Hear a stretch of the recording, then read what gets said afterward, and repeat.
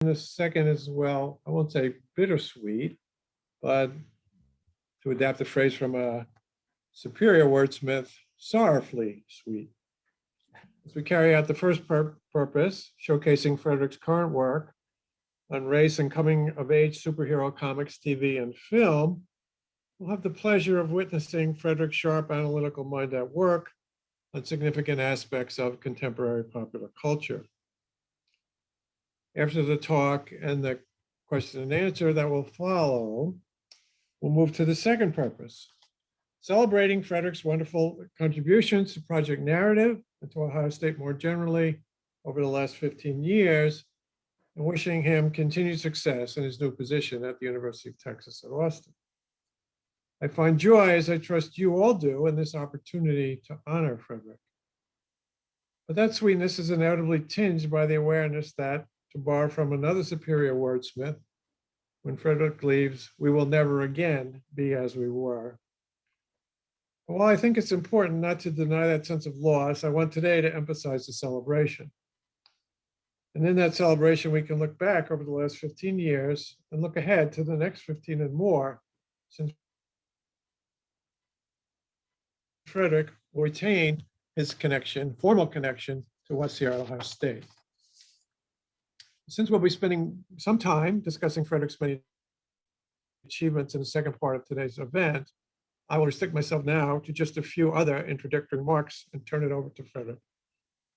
Frederick's extensive scholarship and his creative writing on matters of race, narrative theory, narrative across media are profoundly influential in critical conversations about those matters, especially, but not only as those conversations get carried out in connections with Latinx studies.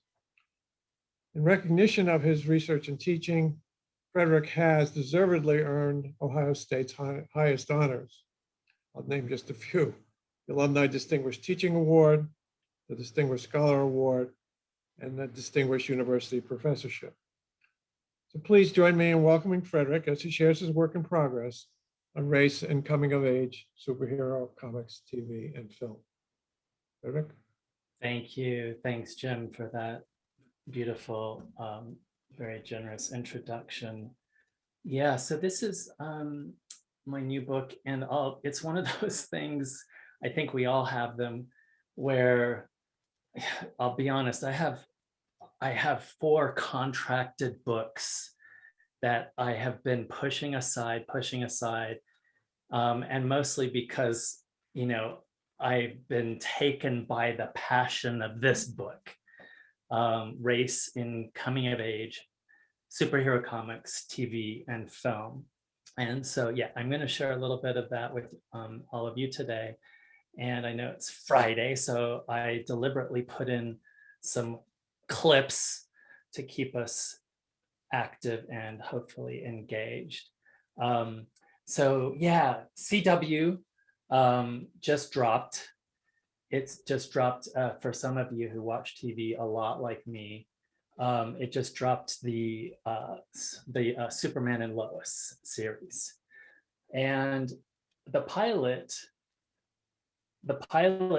promises basically the life of adult Superman and adult Lois.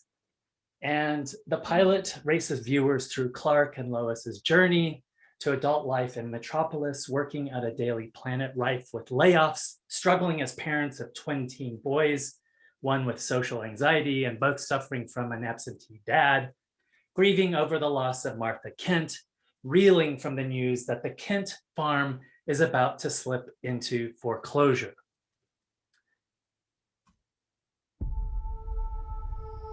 When we were dreaming about having a family, it didn't look like this, did it? Lost jobs, teens with severe anxiety, parents gone too soon. Why'd you move the family here? Still looking for the simple life? Because those days are gone, Clark. Long gone. You got the weight of the world on your shoulders. Really wish I could get drunk sometimes. You're saying you're Superman? Oh, we've seen Superman before. We've seen him. Am I a bad father? We're gonna be all right. No one ever dreams about the problems, but every life has them. Even the extraordinary ones. Superman and Lois, 2-hour premiere event Tuesday, February 23rd. Stream free next day only on the CW app. Beyond satiating my modicum of curiosity about how Clark and Lois parent, I'm just not interested in its adult problems. There's no spark, there's no life. I have enough of this in my everyday life already. Rather, what my brain latches onto is the narrative of the twins. Not only the excitement of following Jordan as he wakes to his superpowers, but how he and Jonathan engage with and act toward their fellow teens, including underdogs pushing back at bullies, saying F you to helicoptering parents, and the growing of nascent desires. My reaction to Superman and Lois points to a general trend in where I've been going to find my narrative pleasure lately. I've been pulled more and more towards superhero comics, television, and film narratives that feature teens, and especially teens of color. In part, this is driven by a certain nostalgia, a look back at a time when all wasn't so much carefree, but when it did seem like there were infinite possibilities, a time when I imagine I could soar up, up, and away. A look back to our mind and bodies during this huge formative and transitional moment in our lives. A look back to a time when my physical, social, and imaginative world began to expand exponentially. And within this expansion, the increased testing and revising of my learnings and imaginings within and against different social and physical spaces. This book is all about superhero popular narratives that focus on teens of color and their coming of age identities and experiences. From comics that feature Amadeus Cho, the new Hulk, Kamala Khan, the new Miss Marvel, and Riri Williams, Ironheart, to TV shows that feature to different degrees of presence BIPOC protagonists such as in Teen Titans, and the more tween than teen Raising Dion, as well as films such as Slight, Alita, The Darkest Minds, Logan, and See You Yesterday, among others. We see how pop cultural technologies of storytelling can and do create absorbing and expansive teen protagonists whose intersectional identities and experiences, racial, sexual, gender, class, are variously and vitally shaped within and in spite of a social tissue interlaced with prejudice, fear, unfeeling, paranoia, and lack of imagination. In short, these teens vitally captivate as they come of age and come into superpowers in spite of lives lived within the decayed and decrepit world of adults. My book focuses on those stories that feature the otherwise identified as troublesome and misfit teen, as superheroic. Let me be clear, these are not narratives that use the superheroic as the ideological space of the normal aspirational or ethno-racial or non-binaristic sexual assimilatory. The superheroic narratives considered herein, and to different degrees, distill, reconstruct, and amplify the experience of teens under the watchful eye of restrictive identity systems powered by xenophobia and genderqueer phobia. They are conventionally superheroic, coming into different powers like shapeshifting, teleportation, cyborgian badassery, and general super strength and intelligence. They are superheroic because one way or another, they survive being patrolled, profiled, surveillanced, and silenced within a xenophobic, queerphobic, misogynistic society. The superhero teen protagonists that I focus on in this book are distillations and reconstructions of the everyday experiences of teens of color and LGBTQ teens. And they make new these identities and experiences in the reconstruction within the speculative, counterfactual worlds imagined and built by creators that see other possibilities for these teens. I use the speculative in its most capacious formulation and as solidly grounded in Black and brown futurist theories of art and narrative that looks to and celebrates decolonial technologies and worldviews, past and future. The speculative in this capacious sense includes sci-fi, fantasy, horror, and superhero. It includes any and all genres that see BIPOC teens as complex protagonists of their own stories. Teens of color as superheroes are the speculative. Whether it be in a comic book or superhero TV show and film, what I focus on are narratives that see teens of color in the present and past, as well as speculate and imagine them in spatio-temporal zones outside of ideologically, geographically, physically, and socially restrictive presence. That is, they are created within the space of fiction, but where the ontological reality that's constructed allows for certain teens to exist in a different relation, a dishabituating relation to the social, physical, biological precepts that we've come to expect as governing ontological reality.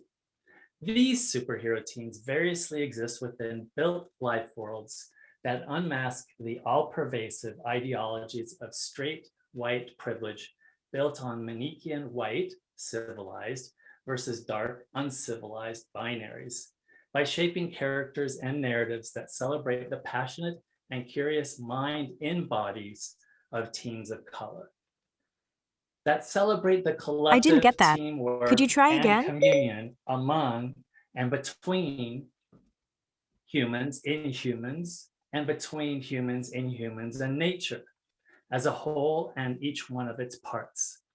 They unmask business as usual narratives that seek to fix as maligned, dangerous, and threatening those pushed into the racial, ethno-racial, gender, and sexuality shadows. The teen superhero comic book, TV show, or film will only work if creators willfully attend to the complexity of the building blocks of reality. In this way, cultural phenomena can unmask ideologies of whiteness, as well as all categories that seek to fix gender, sexuality, and ethnicity. The willful shaping of these teen of color superhero life worlds estrange, dishabituate, and make new our perception, thought, and feeling about ourselves, others, and the world. Teens of color superhero narratives are the speculative, as I just mentioned, not in the sense of creating new worlds that we don't see today.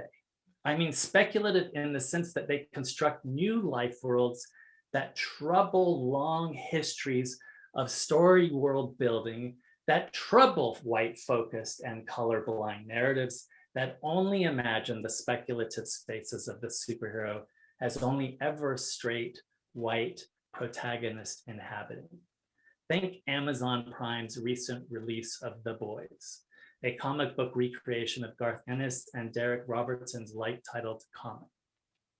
While it puts ideologies of straight whiteness on a self-reflexive chopping board, because it provides little screen time to flesh out its superheroes and queer soups of color, it continues to elevate the white adult superhero. Two interrelated concepts run through the veins of this book, the Bildung and the Ethno-Racial Pause.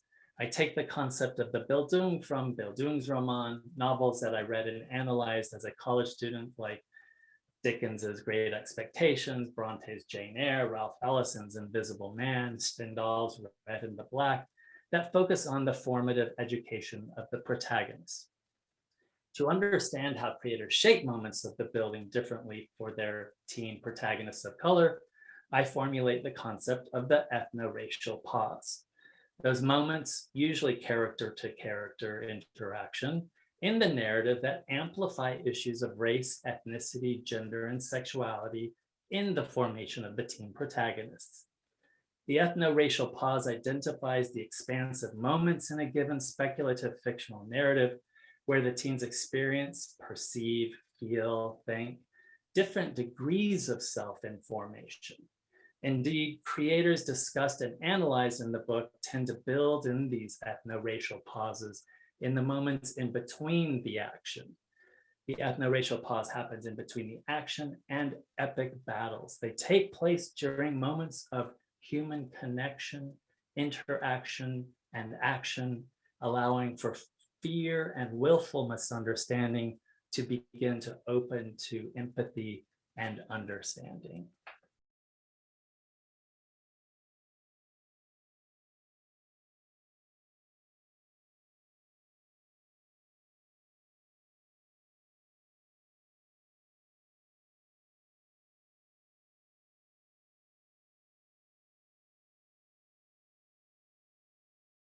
But you inspire me. You going places, CJ, and since Pops is gone, I gotta make sure that you get there.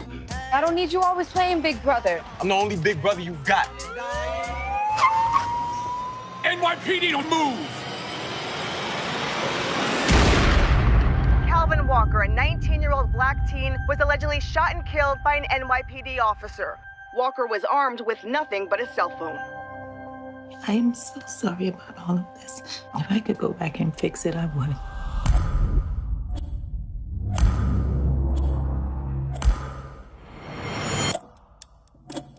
If we just go back, get them out of there, then he's saved. We only have so many times to get this right. Everything's gonna need to be perfect.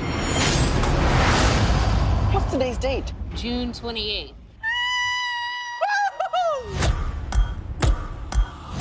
Sebastian, this has to work. We're too late. It's about controlling something we obviously have no control over. My brother didn't deserve this. Just miss him, yo. How many times have you jumped back, CJ? We're not superheroes. Where is the justice? We can't do this anymore. We only have 2 jumps left. Where is the justice for our sons and our daughters? When will it end for the whole nation? You gotta listen to us. You're going to get killed. On the ground! On the ground now! Get down!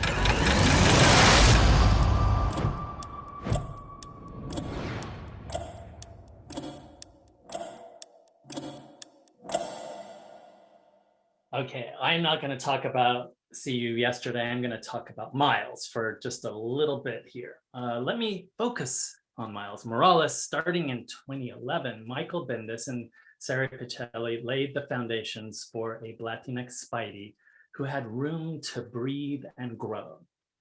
The slow burn setup firmly anchored a teen, Miles, in a mixed race family life, as well as specifics of place, Brooklyn. That is, they laid the foundations for what would become, over a near decade of storytelling, a dynamic and robust education of self narrative. They created a Latinx Bildungscomic-book superhero. Indeed, once bitten, over this near decade of storytelling, we witnessed the unfolding of a double journey of the self. As Latinx teen Miles, within the social stresses of being a high schooler at the Brooklyn Visions Academy, along with home life with Nuyorican Mama, Rio, a nurse at Brooklyn General Hospital, and African-American Papa Jefferson Davis, a cop and former agent of S.H.I.E.L.D. As Spider-Man, discovering, then fine-tuning his superpowers to fight neighborhood and supervillain criminals. There are moments of overlap and intersection between these two education of self journeys that intensify the tensions Miles / Spider-Man experiences as at once a singular and doubled self. I think readily of the ripping of the Spidey suit that reveals his face and brown skin within the public eye. This intensifies the social mirror that he's been negotiating as a Latinx teen and as a costume superhero. It also collapses for an instant, this double journey of the self. The I is Miles and the I is another Spider-Man. Importantly, this Bildungscomic is very much anchored in the life of a teen, a Latinx teen. Of course, as Spider-Man, this might be expected. It's canon that Peter Parker was a high school freshman when bitten by a spider, and he remains a teen throughout his many decades of adventuring. However, several Spidey iterations have imagined him as an adult. I think readily of Jose Duran's Hombre Araña, Peter David and Rick Leonardi's Miguel O'Hara in Spider-Man 2099, and Dan Slott and Ryan Stegma's Spider-Man.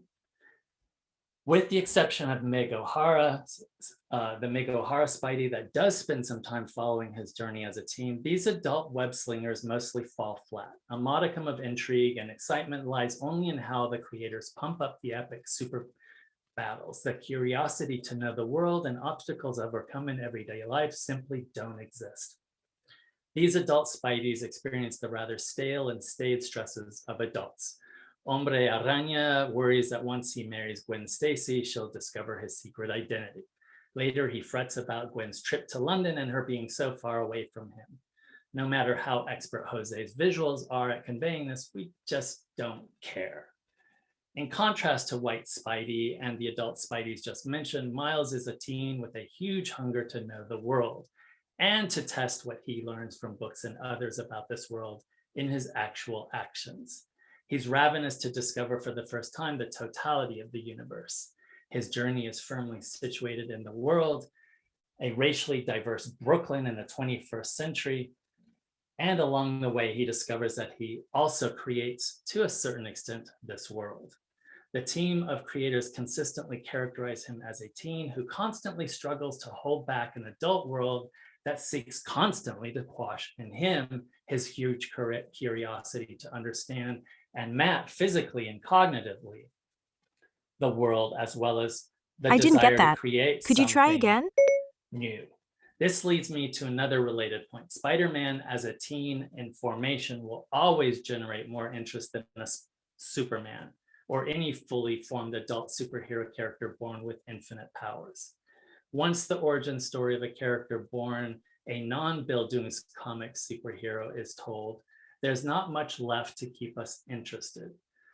That they are fully formed and thinking adults is the last thing, at least I want to engage with as an adult reader and as a teen. We as readers hunger for the journey. We crave the narratives where we recognize the self and another. In the case of Miles, our teen of color self-formation, and as another, a Spider-Man other. Miles's journey is one of a kinesis of consciousness, primarily driven through the Bildungscomic book mode. His mind actively encounters and develops within and against this social, the many minds.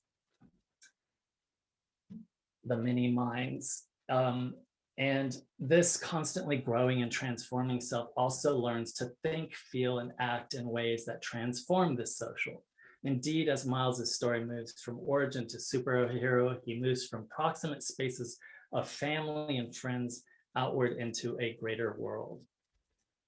The ethno-racial pause, to reiterate, in coming-of-age comics of color, we see the most complex and layered moments of self-formation in these pauses between the action, the epic battles, or otherwise.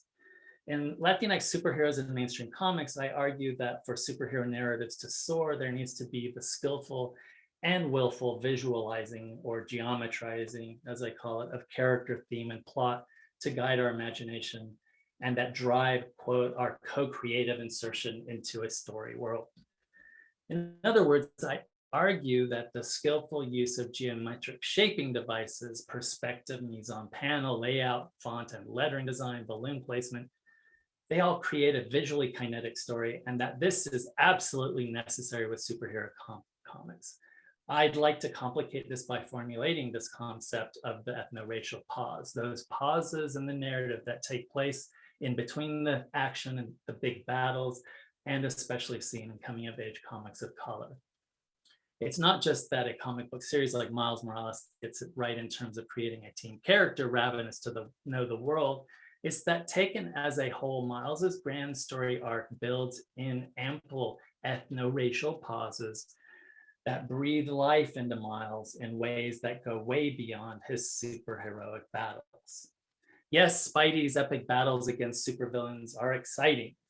However, what's most compelling are the pauses in between the epic battles, those moments of human connection, interaction, and action, where misunderstanding opens to understanding, fear turns to acceptance, and hard ethical choices are deliberated. Indeed, it's the slowing down of time and space as situated in a racially diverse story world with a racially diverse teen protagonist deeply engaged with all variety of other characters, these many social minds in bodies, that ask readers to take this ethno-racial pause. Willfully built, diverse social time spaces that richly texture complex human perceptions, emotions, and thoughts. Miles Morales' Bildung happens in and through the creating of an expansive ethno-racial pause. These pauses bring complexity to Miles's education of self as set within a complex and diverse urban space. Built interiors, exteriors, streets, and subways, languages, including slang, swearing, Spanish, English, code switching, everyday life of biracial, bicultural Miles, family life, including his Mama Rio's hectic 9-to-5 as a nurse at Brooklyn General, relationship with the dad and his uncle Aaron. With Saladin Ahmed and Javier Garron's run of Miles, the ethno-racial pause contains the everyday political as part of his journey. In issue 1, Ahmed and Garron includes a newspaper headline that reads, "More immigrant children detained." The ethno-racial pause happens powerfully with Garron's visuals too. Miles's urban landscapes aren't all skyscrapers squeaky clean, nor are his barrios only backdrop cliches of the grim and grime as the racially coded uncivilized. There's racial complexity in Garron's built spaces. Teen of color superhero narratives are not escapist fantasy. Indeed, when done well, they take us more deeply into how intersectional identities and experiences survive and thrive in society today. They celebrate diversity as the space of creativity and storytelling innovation. Finally, an examination of race in coming-of-age superhero comics, TV, and film forcefully remind that teens of color in all their rich superheroic experiences can and do open us adults to the transformative power of waking to a radical openness. Thank you.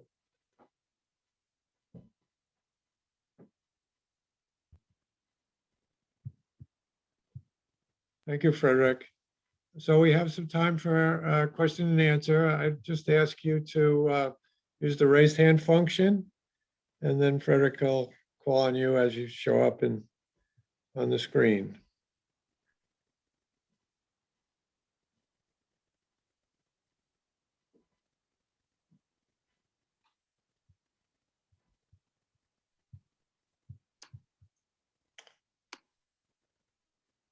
So Frederick, I could start, I guess. Is one consequence of what you're saying, the idea that the non-pause moments, the big battles, the action, and so on, is a kind of just a device for the real work of these narratives, which takes place in the ethno-racial pauses. Yeah. Or do they have some other, or is there some other significant functions being accomplished in those other, the big battles, the things that we think of when we think of superheroes? Yeah, really. Yeah, great question, Jim. No, there's still big battles, and there's still supposed to be, kind of these moments up to adrenalize us and get us excited about what's going on in front of us in these kind of action sequences. But what I'm noticing is in the good stuff, in the good storytelling that uses the ethno-racial pause, it's not only, in the kind of what I just described, these moments of breathing room into the interaction between, characters. Like here's a great moment where you have, let me see if I can get this right. Just stuff happening. And when I just started consuming tons of this stuff again. And I realized that in many ways, my Latinx superheroes book kind of got it wrong because I put so much emphasis on the action propelling the narrative and the action of the paneling, and then the action, say, of like the turn of the page to the splash page. And now actually kind of taking note of really masterful Bildung comics superhero storytelling, especially in and around teens, that sometimes when you turn that page, instead of getting a splash page, you get yourself physically a moment of kind of touching the page and hearing it. So already you're kind of your body engaging with it, but then as it moves into the next page and series of panels or single splash page, sometimes it doesn't take us to the action. And it's actually taking us to these moments of real deep interaction. So yeah, I think that the epic battles still serve the function of that kind of great adrenalizing moment, but I've noticed in teen of color superhero narratives that there is just as much, if not more, narrative presence in the narrative of the ethno-racial pause. And I mentioned built spaces. I think we can all agree that you could turn on any TV show or movie or pop open any most mainstream comic book, and for the longest time, the characters of color or the landscapes themselves have been coded as of color or racialized. And so when you get creators like Ahmed and Garon working together, they're actually finally kind of asking us to take pause in these spaces that we've become habituated to, or that racialize subjects in very specific ways as the kind of backdrop, as the gritty, grimy, urban, violent, and so on. And they're readjusting our expectations and predictions. Thank you. Jessica, I think you have your hand. Hi there. Yeah, thanks so much for this talk. I'm really compelled by this idea of the ethno-racial pause. And I'm wondering about if you could speak to like whether or not it maybe works on multiple levels. Like, is there a metacognitive aspect for the characters within the story world, and then then maybe a separate level for the readers? What's interesting to me about that is that, like, for the readers, if it seems that pause would effectively break the space of fiction, right? Yeah. And force them into a real world metacognitive awareness themselves. So I'm just wondering what you might say to that.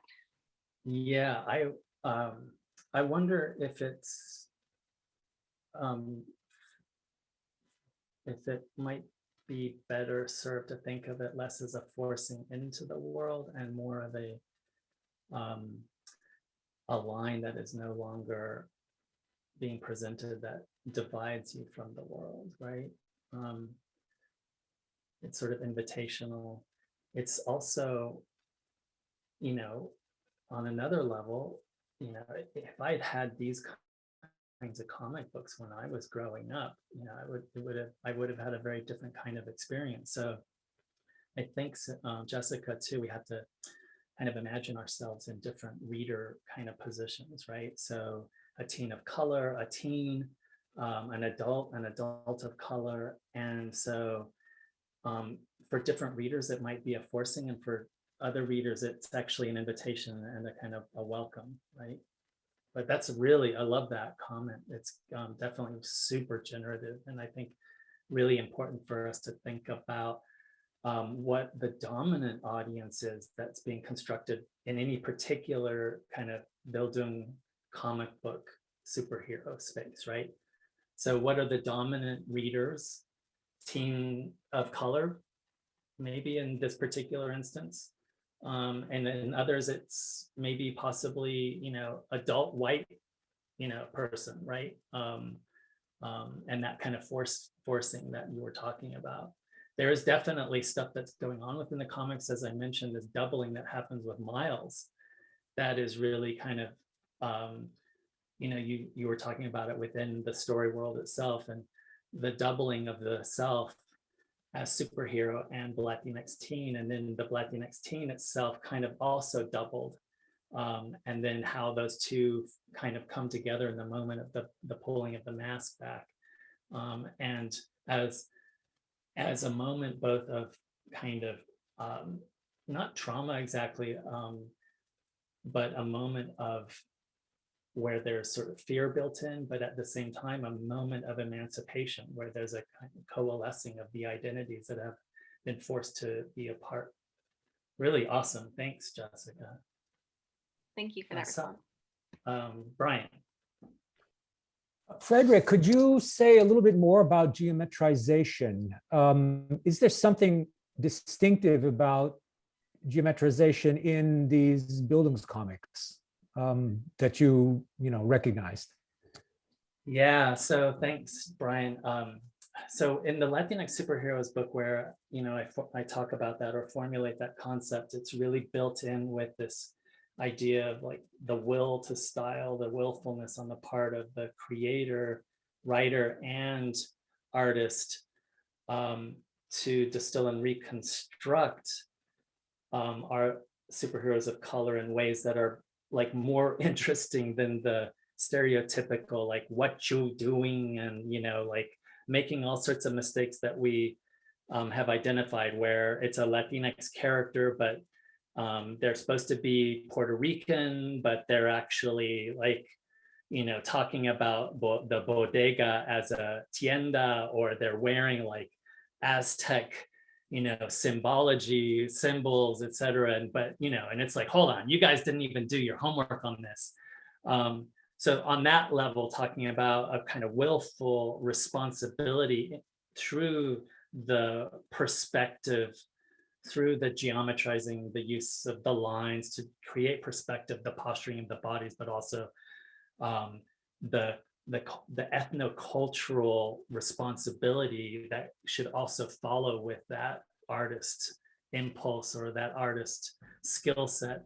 And so kind of now jumping into my current work, but yes, this is really important, but I was singularly almost focused on those big action moments. And now I'm sort of like, hold on, the geometrizing that's really interesting, especially as seen by creators of color of comics today, is a geometrizing that is happening, like Jessica just said, that's happening to pull us more deeply into these moments of pause. So less geometrizing to move the story forward in a responsible way, and more geometrizing that kind of holds us in those panels or in those pages to kind of look at and apprehend and take time. So a slight inflection and I think improvement on my initial concept. Great, thanks. Yeah, really great question too. I saw someone with a hand kind of waving at some point. The big sort of question for me as I was kind of working through this is, then if TV and film are necessarily narratives that are kind of just motor forward, given the technologies of that storytelling, where do we find the ethno-racial pause in TV and film superhero Bildung stories, narratives? And we start to find them actually in the auditory channel, for instance, Brian and Jim and others. The music, the willful insertion of sounds, diegetic and extra diegetic, that open that space to breathe and to pause. So instead of the film director or the showrunners, et cetera, or the film folks pausing literally, like we have these moments of insertion of our different sort of senses and how we apprehend and make meaning through the different senses in these film and TV spaces, where the narrative is motoring forward no matter what. So different technologies kind of requiring different ways to open the space for the pause.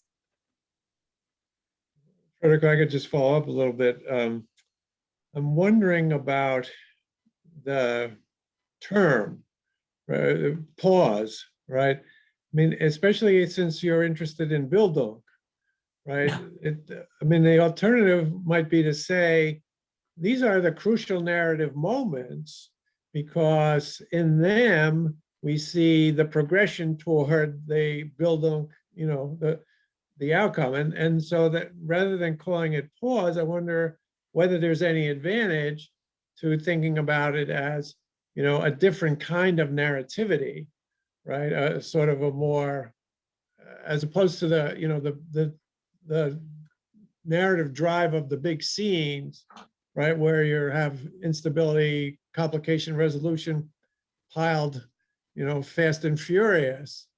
Here, it's a slower kind of thing, but in some ways it's still narrative, and it's crucial narrative for the genre.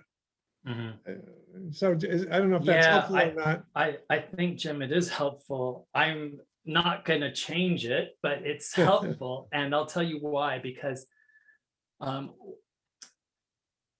it's almost like the teen of color Bildung still hasn't been given the narrative movement, if we're going to kind of continue to use this terminology, that we see in other comic book Bildung narratives. And so what I love about your comment is it's going to push me to now further refine the use of the ethno-racial pause in and against something like moment, because I think that moment, for me anyway, would suggest maybe a further stage of kind of narrative development that we haven't had yet. But I love it. So thank you. Yeah. I mean, obviously it's your term and your concept and your book. It's just a thought. So no, it's awesome. I love it. Thank you. Yeah, all of this is like, I'm taking notes for sure. Okay. Maybe Julia for the last question. Yeah. Sure. Thanks very much, Frederick. That really intrigues me, particularly in your framing it within the terms of what was initially the Bildungsroman, or we could say Bildung's autobiography, when that becomes the form of non-fictional narrative. And I was interested when you talked about the sort of, and I don't have your phrase anymore, the restlessly forward movement in television. In the Bildung's autobiography, or often in the Bildung's novel, there will be a narrating eye in a more present moment that reflects on the past narrated eye and often frames that story. Take, for example, Esmeralda Santiago in When I Was Puerto Rican, right? Where the framing is brief, but absolutely crucial, coming both before and after the narrative. Now, we certainly have seen in comics, I mean, Alison Bechdel would be just one example where this kind of framing really is crucially where you would locate something. Is it a pause? I don't know. It's a turn toward reflection that is differently framed, and certainly on a different discursive level. I don't know if that's even possible in most television. It is in movies, but that's a different, more finite form. And I just wondered what thoughts you had about that. Yeah, I mean, I think that's great. And, you know, of course, you know, Miles and, you know, the stack of teen superhero books that I have. I mean, Superman Smashes the Klan, Teen Titans, Beast Boy, Harley Quinn, all these, some maybe more than others. There is the I voice, definitely. And the I voice in a way, going back to Jessica's comment, depending on the reader, the viewer, the reader, I think will kind of determine whether it's an eye that takes you out of the story, that welcomes you more deeply into the story, and either way creates that kind of ethno-racial pause that I think you were just talking about with the autobiography. What I have not seen in film and TV, superhero teen of color narratives, is the kind of thing that we saw with like a Harvey Pekar or something, where you have a or Diary of a Teenage Girl, where you have a geometrizing, a kind of shift in the realism of the film, of the storytelling, to the kind of graphic realism of a comic book. I have not seen that in any of the teen of color stories that I've been following in TV and in film. But that could have been, or could be, yet another really interesting moment, as you were just identifying, that kind of slows down the forward propelling sort of narrative of TV and film. So yeah, really, really cool and rich. Alison Bechdel, you know, I love her stuff, but, you know, speaking of kind of, you know,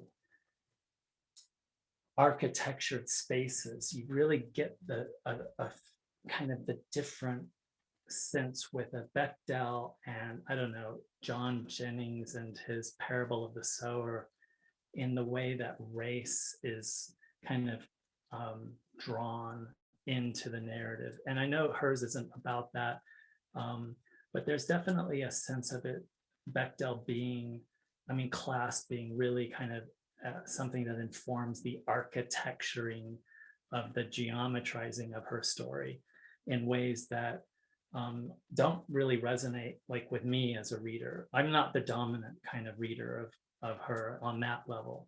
Whereas, you know, if I look to someone like Jennings or some of the other books that I've been studying, there's class and race are inseparably intertwined into the architecturing of the story worlds. And those architectured spaces themselves become moments of pause in ways that I don't see with Alison Bechdel. Juliet, you still have your hand up, I think. No, I don't know how to take my Okay. hand down. Sorry, but thanks. That was really rich and would be a great further conversation, but I think we need to move on now. And I'll try to take my hand down.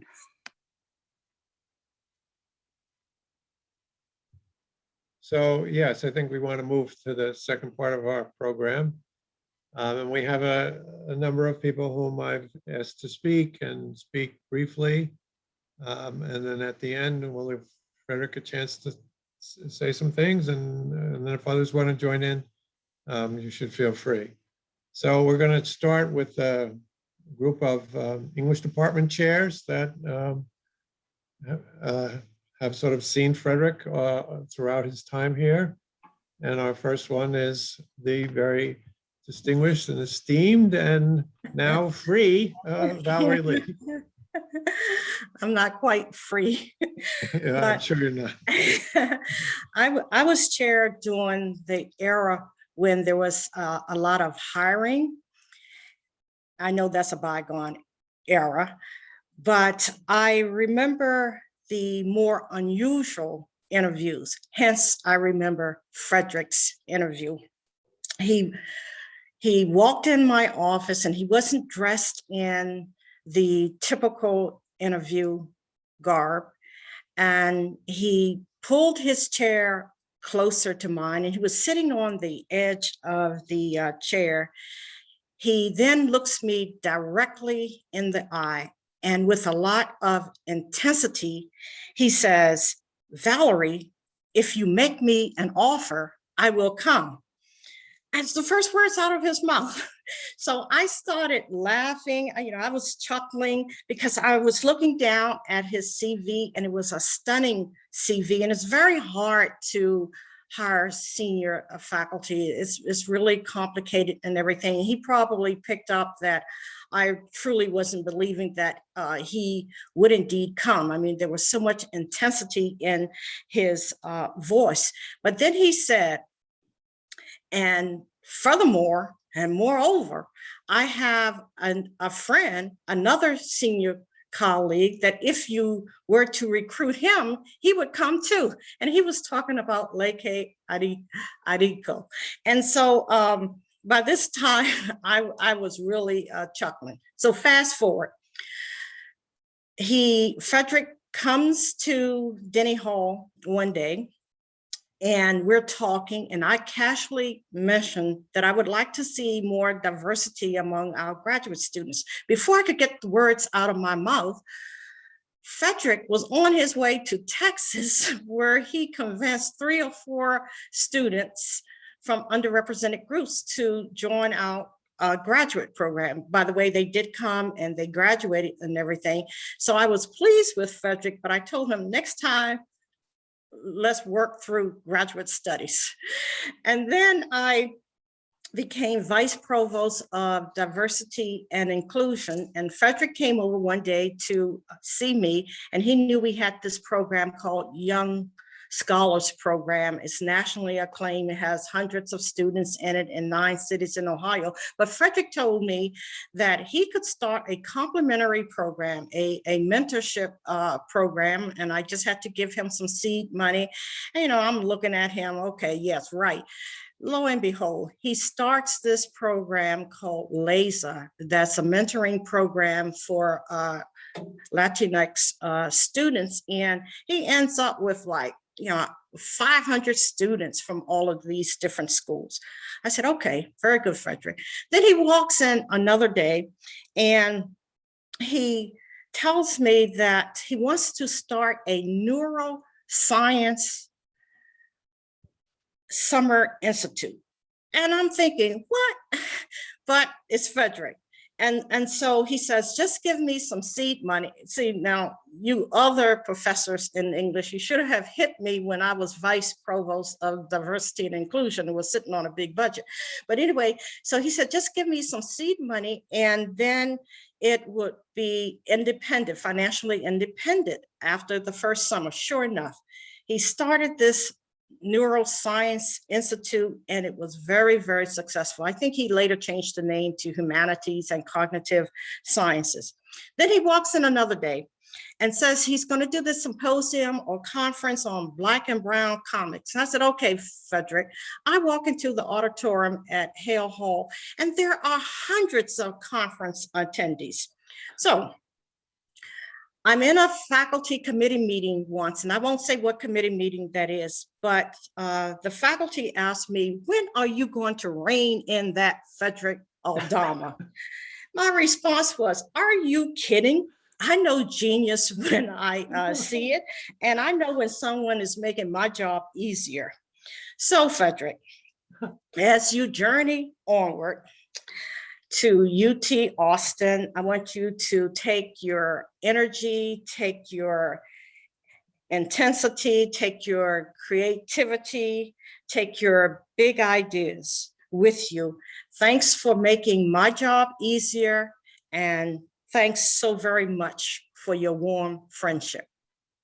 Thank you, Valerie. Thank you. Well, Robin Warhol is going to be next, but she's on the road and she was going to be zooming in from the road, but I don't see her.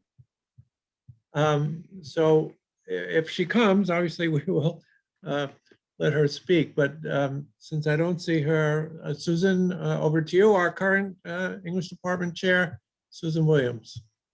Good afternoon, everyone. Thank you, Jim, and how nice to see and hear Valerie, who was chair when Frederick was sort of the dream person coming in, and it's difficult now being the chair for only 3 months and my main job with him being to say goodbye. But as you said at the beginning, Jim, it's bittersweet, but we know we'll stay in touch. I think about kind of 3 hats that I've worn in knowing Frederick. One is a faculty as a fellow faculty member in English. Another one is when I worked in the provost's office and in the dean's office in the College of Arts and Sciences. And then the third is the chair. And I just want to say something very briefly about each of those. So Frederick mentioned at the beginning of his talk that he finds his creative passion and lets that guide his work. And I think that's what I associated, even just as a faculty colleague, when I first got to know Frederick, is the sort of energy and passion that he brings to everything. And I second what Valerie said about kind of seeing somebody wearing whatever they're wearing in this moment of passion coming in. And I remember Frederick in particular being in a couple meetings when we were on a committee of a graduate student together, and you would have just been working on building a house or doing some wonderful painting project and kind of racing in with this great, brilliant question, coming in with that creative passion. And I loved that energy. It really kind of resonated with me, and I know you're going to take it with you, and I appreciate that. Related to what I just said about coming in to talk to the student is the other thing that has impressed me when I was a faculty colleague was Frederick's dedication to his students in general and to his graduate students in particular. And what I know from a few common experiences is that that doesn't end when students leave his classroom or leave his, his candidacy exam room. He keeps up with students and mentors them. And in particular, we have one common student who, after a considerable amount of time, really helped sort of guide her work to be published and to kind of have a conversation that was a very important conversation about how to get a book that had been a little bit stalled published. And this kind of thing is so generous and so valuable. So thank you for that.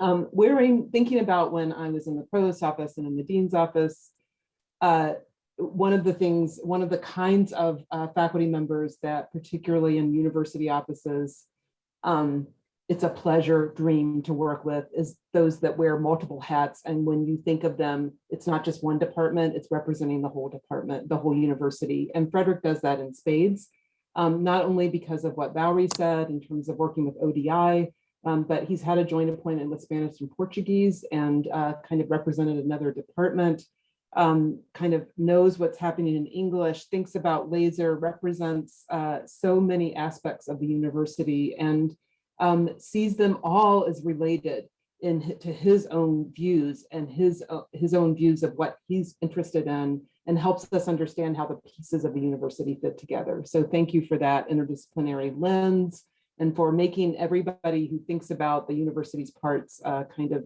helping them see how they're connected. And also thank you from that perspective, and still as chair, for having such a large and generous social media presence and telling people about what you do. This is so important that we talk about our work. You do that in spades in various venues, and you've helped our own website in English kind of stay up to date with what you're doing. So thank you for that. And then finally as chair, so I've only been chair for 3 months, or 3.5 months. And one of the first things I learned when I became chair is that Frederick was going to accept an offer at the University of Texas. And that is in bookending, that's a difficult position because it's the one where you have to say goodbye rather than hello. But the two things I want to say about that is that I am so impressed that Frederick was so devoted to the idea of having a strong ending as he leaves. He was all in, wanting to take care of his graduate students, make sure he had what I learned from piano judges for my son is called a convincing ending, a really strong ending, a good stick, if you will. And he came to several meetings of our executive committee, of the English Department Council, to kind of talk about that and really just fill us all with a sense that he appreciated what he's done for 15 years at Ohio State and what he's going to do in the future. So thank you for that convincing ending.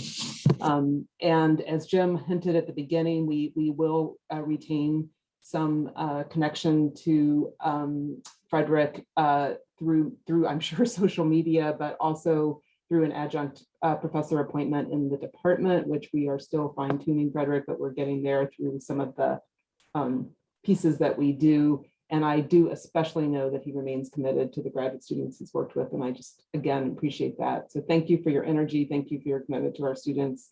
Thank you for helping the university feel connected through you. And we look forward to staying in touch. Thank you.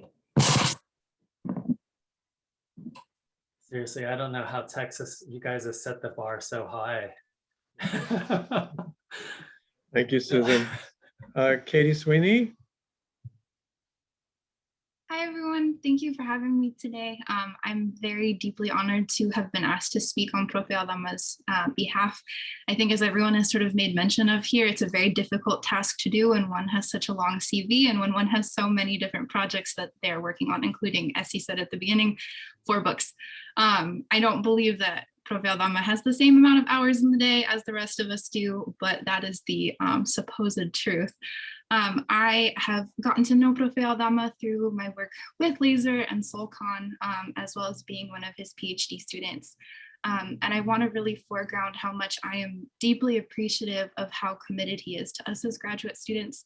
I think it's really unique and special to have a mentor professor who offers so many points of entries to us as graduate students, of sort of not presenting us with sort of one option of this is the only way to be a graduate student with my support, but instead providing so many different pathways.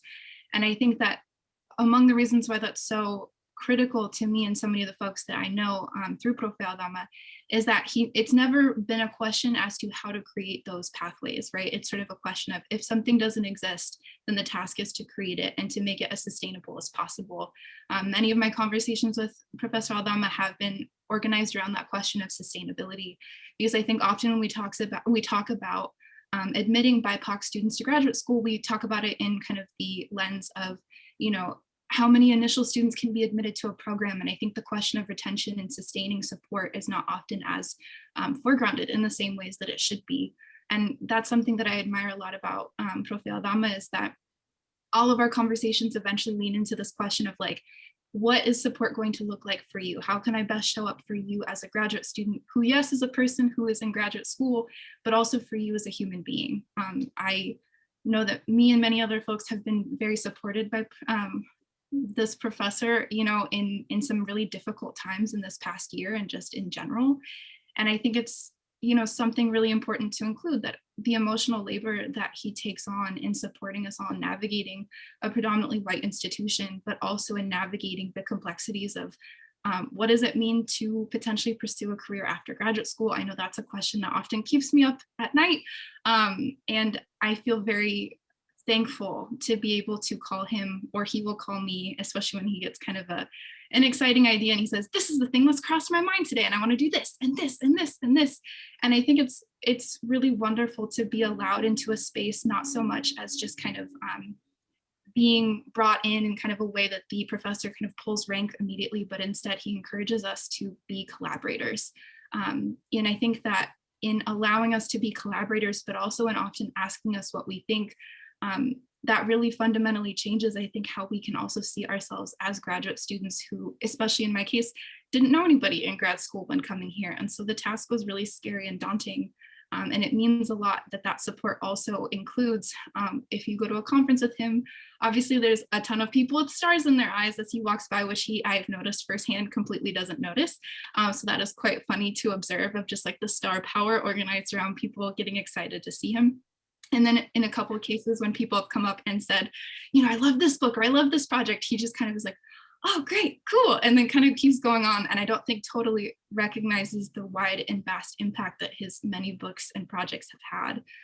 And I think that, you know, in all of this, what I'm trying to kind of say is that I deeply appreciate the, you know, individual customized support that Prof. Aldama gives to each of us, but I also greatly appreciate how open he is about his own network, whether that's by saying, oh, you like this scholar, cool, I just interviewed them on my YouTube channel, you should watch this thing, or introducing you to people at conferences and saying like, let's take a picture, and just really, you know, being your number one hype person. And it's never a question to him if you can succeed, it's a matter of what's the timeline to get there.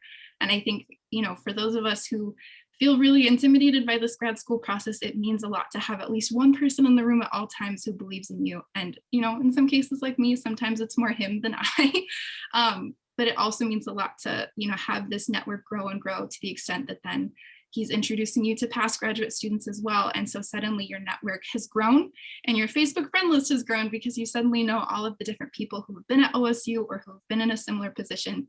And I think that's the sign of somebody with true leadership, is somebody who says, I don't know the answer, or I know some facet of this answer, but I'm going to introduce you to this other person so that you have support beyond myself. So thank you, Profe Aldama, for all that you have done. Even the words that I have said just now don't fully address the immense impact that you've had on me and many other people. So thank you. Thank you very much, Katie. Angus Fletcher, Project Narrative. Absolutely. Well, first of all, Katie, that was beautiful. And I'm so angry, Jim, that I have to follow that. I think you should have arranged the order in a manner that allowed me not to be completely and utterly, cast in shadow by the person who went ahead of me. But regardless, yes, you see, I didn't put myself after her, right? Oh, yeah.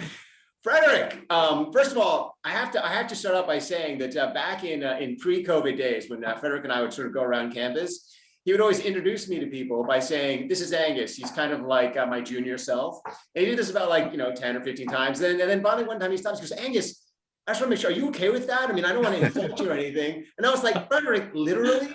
That is like the highest form of honor I could imagine anyone bestowing on another human being, of course." I mean, my mind was blown every time you said that. And I still think back to those days with so much thankfulness and gratitude. Marvel this year published a list of the top 10 superpowers, which I will read to you very briefly. They include flying, super strength, super speed, X-ray vision, invisibility, mind reading, teleportation, shape-shifting, telekinesis, and stealing the superpowers of other superheroes. All of us who know Frederick know that he has all of those powers, but he also has the greatest superpower of all, which is, of course, generosity. I mean, this is, I think, the thing that staggers and astounds those of us who know Frederick is his just unbelievable giving. He gives to everybody without judgment, without expectation. He empowers you and supports you unconditionally. He never expects anything in return. And he never questions how you do it. I mean, you can do it in a way that is completely different than the way that he would do it. And he still continues to give and give and give and empower. And I have to say, that is a world-changing force. That is the world-changing force. And that is the thing I most admire and respect about you, Frederick. I have just seen that change so many lives, from the lives of graduate students to the lives of all the students in the cognitive humanities, which we should, in CogCom, which we should just say, by the way, is just extraordinary that you invented a kind of institute that never existed before in the world. You just opened a door in the universe. You were just like, hey, there should be this in the world, and so I'm gonna make it. And it's never been anywhere before, but it's gonna be here at Ohio State, and I'm gonna give this to you. And I promise you, Frederick, we will keep it going after you leave, because it is a gift to us and to everyone. So I just want to thank you. I want to thank you for your generosity to our school, to our lives, to our world. And I want to tell you, go have some fun with Matt McConaughey. I can guarantee you this, he will never stand up to being the better, smarter wonder twin that you are, Angus. That's great. Wonderful. Julia Watson. Thank also you. a colleague from Project Narrative. Yeah, thanks. That is several hard acts to follow. And as someone retired 6 years plus now, believe it or not, I'm going to try to make my remarks brief. I've known Frederick since his arrival, really, in three contexts. First, as Associate Dean, Frederick was a terrific and seemingly tireless recruiter for increasing Latinx diversity. He traveled around the state and region to meet prospective students and speak to high school groups, even on weekends. Anyone who's done this work knows it can be thankless and wearying, but Frederick was warm and easy manner with students and their parents was winning, as his recruitment numbers repeatedly showed.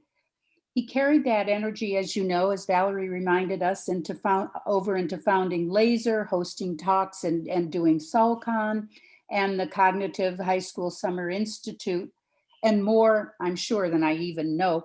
I've also known Frederick as a scholar, slightly, because we don't always read the same comics. Frederick can be very persuasive, as many of you have experienced. When he asked me to do an essay for the Oxford Anthology of Comic Studies he was editing, I could feel my arm being twisted, but I couldn't say no to his charmingly worded invitation. I managed to rope my co-author Sydney Smith into co-writing an essay on graphic histories for the classroom and learned a lot. When I asked Frederick how he had time to do such an anthology as well as teaching, recruiting, lecturing, and all, his reply was, "I'm doing 7 books, including several other collections." And he gets them done on time and with unfailingly pleasant exchanges. That is a phenomenal record. And last time I checked, he has 48 books overall, but I bet it's more than that now. Third, I've known Frederick as a colleague. He, through my department comparative studies, Frederick was what we called a go-to person. He was willing to help out on search committees and theses and attend talks by candidates and visiting scholars. As members of small units that chronically have to tap colleagues in other areas know, showing up is the mark of true generosity. Frederick, you are an inspiring colleague and collaborator, and I salute your remarkable energy, keen intelligence, good humor, and virtuoso diplomacy. I'm sad that you're leaving for Austin, but adios and abrazos. Gracias, Julia, gracias. Gracias. Thank you, Julia. So I'm going to be the last formal speech unless Robin makes it. And I want to sort of go back to early days of Frederick's time here and the beginning of Project Narrative and sort of talk a little bit about legacies. As you can tell from all the talks, and those of you who know Frederick know that he's left multiple legacies here at OSU. I'm going to talk about those that seem especially connected to Project Narrative. So one of Frederick's legacies is Project Narrative itself. Frederick's arrival at OSU coincided with the opportunity for research collaborations to receive funding from an OSU initiative called Targeted Investment in Excellence. So Brian McHale is here, David Herman, Frederick, and I got to work on a proposal for a unit dedicated to what we called cutting edge research and teaching in narrative and narrative theory. Now, Frederick's track record as a productive researcher and his range of expertise across cognitive studies, multiple approaches to narrative, and Latinx narrative seems to me were crucial to the appeal of the proposal. I mean, Brian, David, and I, we were okay, but Frederick really put us over. And Valerie Lee, right, in her infinite wisdom, endorsed the proposal and sent it on to what was then the College of Humanities, whose dean, John Roberts, who was almost as wise as Valerie, something that he demonstrated by also endorsing the proposal and sending it on to the provost. The rest, as they say, is history. But there are a few other parts of the history that I want to highlight. The initial funding for Project Narrative came with a recommendation that we use it to make an additional hire. And we acted on that recommendation in hiring Robin. So in other words, without Frederick, no Project Narrative. And without Project Narrative, no Robin. So think about threads and legacies here. Right? I also want to point out that Frederick organized one of our first big Project Narrative gatherings, a conference that helped announce our arrival within the larger narrative studies community and within the OSU community. This was a conference on multicultural narrative and narrative theory. And not surprisingly, Frederick didn't stop working on the event until he'd seen the papers delivered there, revised and published in his edited collection from the University of Texas Press, Analyzing World Fiction, New Horizons in Narrative Theory. Frederick is also the one who proposed that we offer the annual Project Narrative Summer Institute. Since its first iteration in 2010, the Institute has welcomed approximately 200 participants from around the world. Right? And all of us, have had an opportunity to be part of that. And it's one of the things I think that we're most proud of. And this past fall, we had a reunion conference, and that was a great event. So it all started with Frederick, right? And this is something that really increases the reach of Project Narrative and of OSU. So I'll just wind up by saying there's one other thing I want to mention about how much I've enjoyed working with Frederick. Whether it was teaching with him in the 2011 Summer Institute, having him visit my class, editing his work or being edited by him, participating in the Cognitive Science Summer Institute or watching him there, having him a presence at our core faculty meetings of Project Narrative. In all these venues and on all these occasions, I felt I was in the presence of a committed, caring, and creative colleague. Frederick, we thank you and we'll miss you. But we do take comfort in knowing that you'll continue as such a colleague. The floor is yours if you'd like to take it. Well, I can think of so many anecdote stories with all of you. I also remember taking Karina to see Valerie when Karina was this big. You were over there in Whitehall, and I remember bringing Karina to meet you and James. It was a big moment for me. But, you know, I think I can just say that it has been quite a 15, 16 years. My own growth as a person and as a scholar, really because of the love and affection, and also all the fun that we've had together. Really owe it to all of you for allowing that to happen. Sean, teaching with Sean, the Project Narrative Institute, and his witty repartee often pointed in my direction.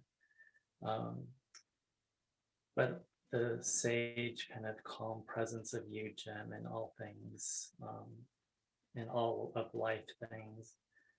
Valerie, with your just incredible love and affection and generosity. And, oh man, I mean, it's my students, Caitlin and others, that are always there for this kind of collective learning that is so sustaining and nourishing. So thank you all. And yeah, July 1st, I guess, is when I won't be receiving paychecks from OSU, but it's doesn't mean that all of this has to go away, and I know it won't. So sorrowful, sweet. Thank you, Jim, for those words, and thank you all for joining us to make such a kind of wonderful moment. Thank you, Frederick. Does anyone else want to say anything? And that's now we got to get busy and get our books done. right. And we got to get that provost set up. I have 2 days to look forward to, all day Sunday and all day Monday to interview, to get a top 4 for you all to be kind of looking at. Yes, well, thank you for, yes, this is something else, right? Frederick's service to the university, and even, dean searches, executive dean searches, provost searches, and he's still doing that. Even as, that's another great sign of his commitment and his caring for all of us. So thank you for that, Frederick. Okay, thank you, everybody. Lots of love and big hugs to everybody. Thank you for coming. Great event all. Thanks again, Frederick.